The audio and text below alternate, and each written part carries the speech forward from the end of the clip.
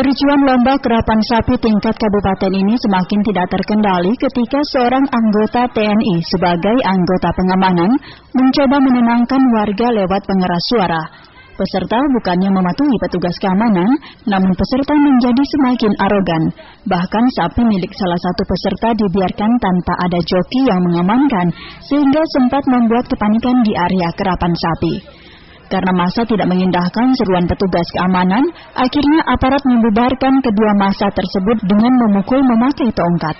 Kericuan ini bermula ketika sapi kerapan milik Haji Faisal, warga Kecamatan Waru, merasa dicurangi panitia atau juri saat masuk finish.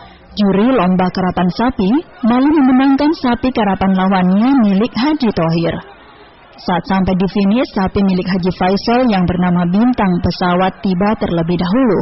Tetapi sapi milik Haji Thohir yang bernama Lek Kolek dimenangkan oleh juri panitia lomba.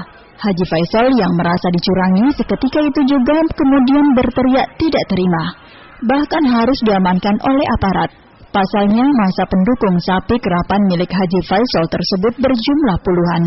Menurut panitia lomba karapan sapi, Lukman mengatakan bahwa kericuan karapan sapi merupakan hal klasik pada setiap acara karapan sapi.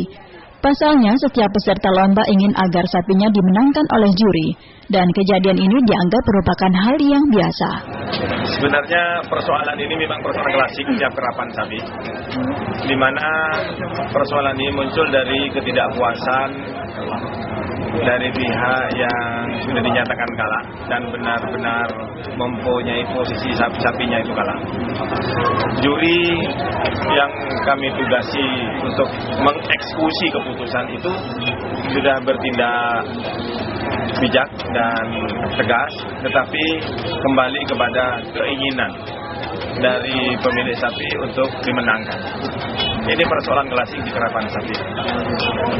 Sedang dalam tata tertib, tadi malam waktu technical meeting, sudah semua pihak, baik penyelenggara maupun pemilik sapi dan pihak-pihak yang terlibat dalam kepanitiaan karapan sapi tingkat kabupaten ini sudah sepakat bahwa keputusan juri tidak boleh diambil, tidak bisa diganggu-gugat. Apapun keputusan juri harus dihormati.